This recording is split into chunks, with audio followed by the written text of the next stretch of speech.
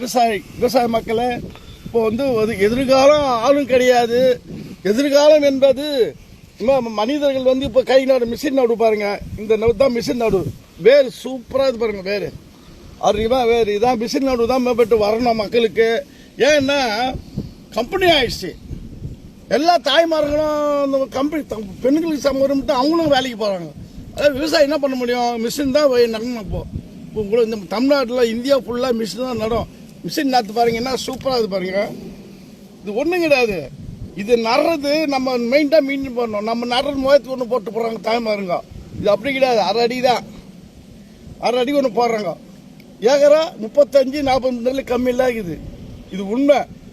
எதிர்காலம் வீட்டுக்கு ஒரு மிஷின் வாங்கிப்பாங்க. இப்போ நீங்கள் பாருங்கள், நான் சொல்கிறது எதிர்காலத்தில் 10 ஏக்கரை வச்சுக்கிட்டு ஒரு மிஷின் வாங்கி ஆகணும். ஏன் ஆள் வர மாட்டாங்க? ட்ரேல் தான் விடுறது. இது ட்ரேல் விடுறது. அது என்ன பார்த்து கொக்கோ பைப் போட்டு நெல் போட்டு விடணும். எப்படி இது பாருங்க. இதாங்க இதெல்லாம் உண்ணும். இந்த பாயில் விடுறது அது தப்பு. அது ஒரு மண். இது 20 நாற்றுக்கு வைக்கலாம். 5 நாற்று வைக்கலாம், 20 நாற்று வைக்கலாம். சேர நடலாம். இதனுடைய டிபார்ட்மெண்ட்டு நடுவு அவ்வளோ சூப்பராக இருக்குதுங்க. இது